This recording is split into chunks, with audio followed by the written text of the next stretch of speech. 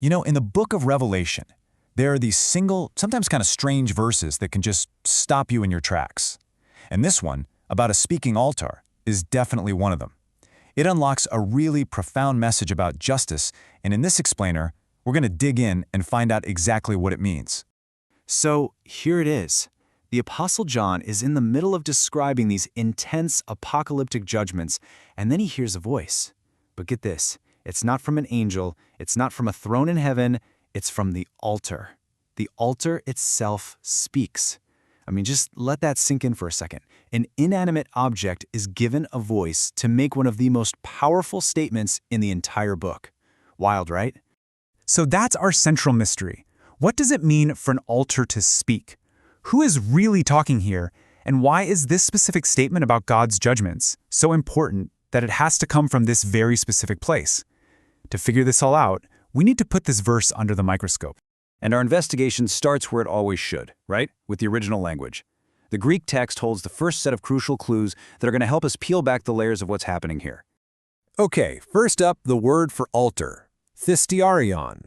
Now, this isn't just a piece of religious furniture. Its very meaning is tied directly to its function. It is, by definition, a place of sacrifice. This is our first major clue. The location itself is screaming sacrifice. Keep that in your back pocket. Next, let's look at the title used for God here, Pantokrator, which we translate as Almighty. But it's more than just raw power. It really means ruler of all, or the one who is sovereign over everything. So this establishes that the judgments we're talking about aren't random or limited.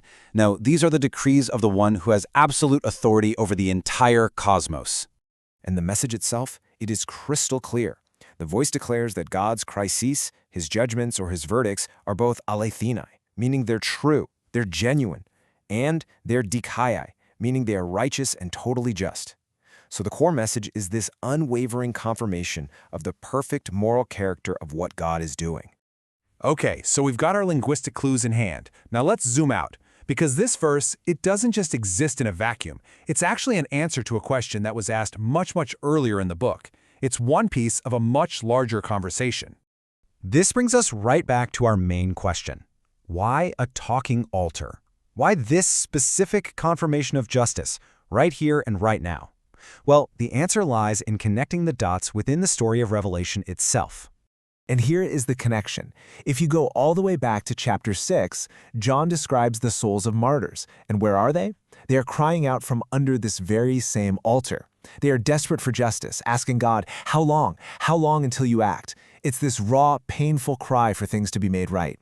So do you see it? This is the crucial point. The cry for justice from under the altar back in chapter 6 is now being answered by a voice from the altar in chapter 16. The first part is the question. The second is the answer. It's like a perfect narrative arc coming full circle. The martyrs asked, when? And now the altar declares that the when is here, and it is absolutely true and righteous. This leads us right to the heart of the mystery. We know the what, we know the where, and we know the why. But we still need to figure out the who. Who is the true speaker behind this voice that's coming from the place of sacrifice? I mean, all the clues are pointing in one direction, right? We have a place of sacrifice, we have an affirmation of God's perfect judgment, and we have the direct answer to the martyr's cry. So whose voice could possibly bring all of these powerful themes together? It has to be Jesus Christ, the Lamb of God.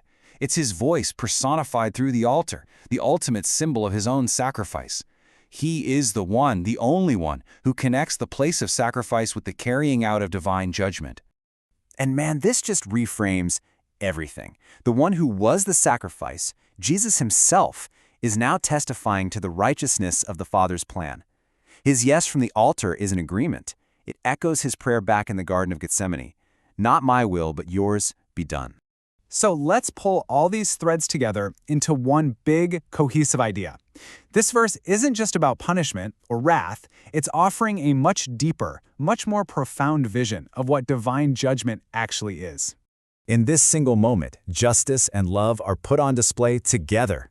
The cross, which is represented here by the altar, proves that sin is taken with absolute seriousness. It is judged. But through that very same act of judgment and sacrifice, grace flows out to humanity. It's not one or the other, it's both, all at once. So, what have we learned? What's the takeaway? The voice from the altar confirms that God's justice is perfectly just. It's the long-awaited answer to the cries of the innocent. And it's fulfilled not by just raw power, but through the ultimate sacrifice of the Lamb, revealing a kind of justice that you just can't separate from redemptive love. And that leaves us with a final thought to kind of chew on. This verse really challenges us to see two concepts we often keep in separate boxes, justice and sacrifice, as fundamentally intertwined. So what happens to our understanding of judgment, or of mercy, or of love, when we realize they all meet at the exact same altar?